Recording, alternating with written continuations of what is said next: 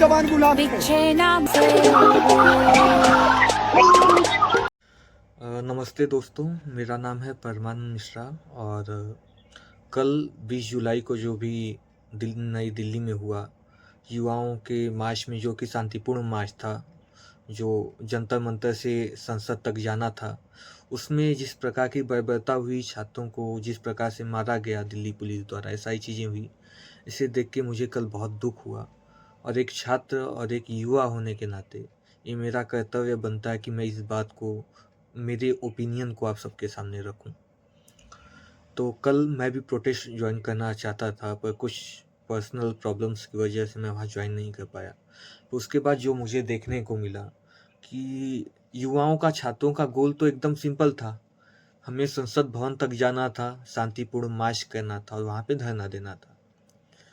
पर कल इन्हीं छोटी सी चीज़ में, जो कि युवा चाहते थे शांतिपूर्ण ढंग से हो, नहीं पता क्या हुआ कि दिल्ली पुलिस ने लाठीचार्ज करना शुरू कर दिया। कुछ लोगों के सर फोड़े, कुछ लोगों के हाथ पैर टूटे, कुछ लोगों को गंभीर चोटें आई और युवा लड़कों को ही नहीं बल्कि कुछ महिलाओं को भी चोटें आई। बहुत लोगों को चोट लगा, चाहे दिल्ली पुलिस हो, दिल्ली पुलिस के 100 जवानों को चोट लगा, हमारे छात्रों को चोट लगा, बहुत सारी चीज़ें हुई जिसकी तस्वीरें आज पूरे सोशल मीडिया पे हैं, आप लोग देख सकते हैं। और ये सारी चीज़ें मुझे देख के बहुत दुख हुआ कि इतनी कोशिशों के बाद भी आखिरकार प्रोटेस्ट हमारा जो था उसमें हमें इतना नुकसान हुआ। इसके अलावा मैं दिल्ली पुलिस से भी कहना चाहता हूँ कि आप लोगों को क्या इतना था, आप लोगों को अगर डंडे ही मारने थे तो आप पीठ पे भी मार सकते थे, बाकी जगहों पे भी मार सकते थे। आपको इस तरह से भीड़ पे लाठीचार्ज करने का आपको किसने दिया था?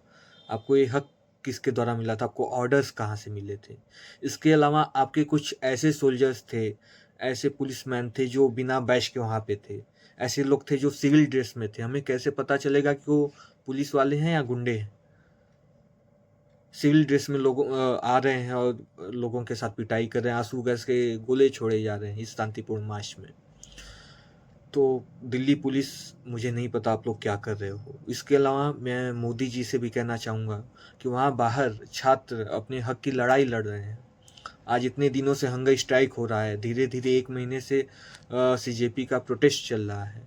इसके अलावा 20 छात्रों तक ने आत्महत्या कर लिया पेपर लीक की वजह से। और नीट ही नहीं, बहुत सारे पेपर्स लीक हो रहे हैं। यहाँ तक अभी सीबीएसई एनसीईआरटी का नोटबुक का जो कॉपी का, वो भी एक कंट्रोवर्सी आ रही है। तो धर्मेंद्र प्रधान जी क्या कर रहे हैं? और अगर ये नीट लीक का, इन सब का अकाउंटेबिलिटी गवर्नमेंट नहीं लेगी तो कौन लेगा? कौन है जिम्मेदार? अगर धर्मेंद्र प्रधान जी को आपको लगता है इस्तीफा नहीं देना चाहिए, तो आप बताइए कि कौन जिम्मेदार है? एनटीए जिम्मेदार है, धर्मेंद्र प्रधान जिम्मेदार है, या आप जिम्मेदार हो? किसी ना किसी को तो जिम्मेदारी लेनी ही होगी।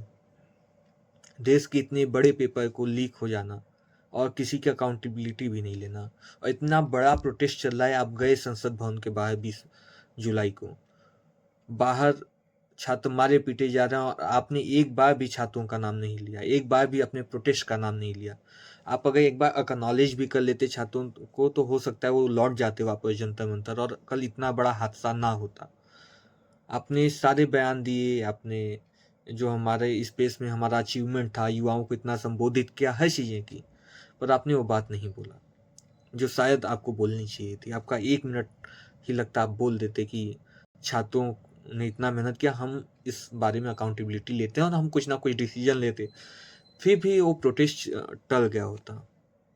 पर ऐसा नहीं हुआ। इसके अलावा गवर्नमेंट, दिल्ली पुलिस ठीक है।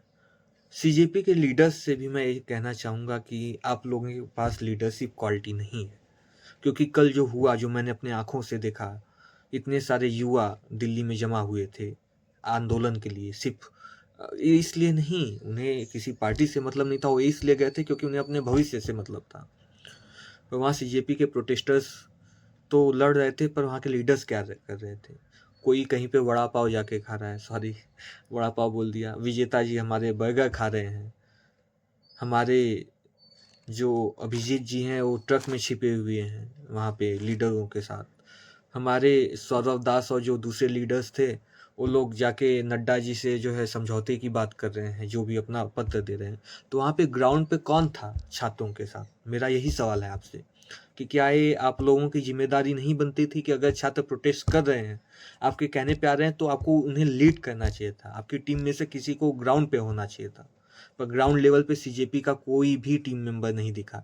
ग्राउंड पे सिर्फ छात्र थे जो कि दिल्ली पुलिस द्वारा पीटे जा रहे थे और कोई नहीं था। इस बात का मुझे बहुत ज़्यादा दुख हुआ। अगर आप प्रोटेस्ट करना चाहते हैं, सब चीज़ें चाहते हैं, तो लीड बाय एग्जाम्पल आप लोगों ने ये कहा था। आप लोगों को एग्जाम्पल सेट करना चाहिए था, आगे आप लोगों को रहना चाहिए था, छात्रों को लीड करना चाहिए था, तो शायद इतनी अनियंत्रित नहीं होता भीड़। इसके अलावा मैं अपोजिशन से क्या ही करूं, अपोजिशन लीडर, चाहे वो राहुल गांधी हों, चाहे सपा नेता हों, चाहे आप हों, आप लोग अपनी राजनीतिक रोटियां सेकने के बजाय अगर सच में एक्चुअल में आप छात्रों का सपोर्ट करते, सहायता करते, तो शायद ये दिन नहीं देखना होता। मोदी जी को जिताना या प्रधानमंत्री बनाना बहुत बड़ी बात नहीं है। बहुत लोगों का सवाल आता है कि मोदी गलत है, ये गलत है, वो गलत है। कोई बात नहीं, मैं बोलता हूँ मोदी जी गलत है, सब गलत है, पर कोई नया चेहरा तो हो जो केपेबल हो। आप लोगों की कैपेबिलिटी भी नहीं दिख रही है यहाँ पे। तो आखिर एक आम युवा, आम जनता करे तो करे क्या? हम प्रोटेस्ट करने जाएंगे, आप लोग सर फोड़ देंगे। हम पेपर देने जाएंगे, पेपर लीक हो जाएगा। बेरोजगारी, महंगाई, आखिर देश का युवा जा कहाँ रहा है? और सभी लोग, जो लोग आ रहे हैं, वो सिर्फ ये चाहते हैं कि हम किस तरह से युवाओं का फायदा उठा सकेंगे। सब लोग सिर्फ फायदे की बात करते हैं, कोई यहाँ पे किसी के भलाई के लिए नहीं आया, सब लोग फायदा उठा रहे हैं। तो इस बात का मुझे बहुत दुख हुआ। कल जिन लोगों को चोटें लगा, कोई जाके उन लोग का इलाज नहीं करेगा। उन लोग के घर वाले, परिवार वाले और वो खुद परेशान होंगे। तो मेरा यही कहना है, अंत में एक युवा होने के नाते मैं यही बोलूँगा अपने युवा साथियों से कि साथ में रहिए, आंदोलन करिए, हर चीज़ करिए, पर किसी के बहकावे में मत आइए, और अपने स्वास्थ्य का ध्यान रखिए। और इतना सब होने के बाद भी आज 21 जुलाई है, मैं न्यूज़ देख रहा था, पर कोई उतना बड़ा सी प्रोटेस्ट हुआ, लोगों को चोटें हुई, यही सारी बातें हो रही थी, पर अभी भी गवर्नमेंट अकाउंटेबिलिटी लेने के लिए रेडी नहीं है। अगर इतना सब होने के बाद भी गवर्नमेंट अकाउंटेबिलिटी नहीं लेती है, तो same on you government. I don't know what to say. तो आज के लिए इतना ही, मेरी यही राय थी कल के मुद्दे को लेके। आप लोगों को जो भी आप लोगों का ओपिनियन हो, कमेंट में ज़रूर बताइएगा। और बस आज के लिए इतना ही।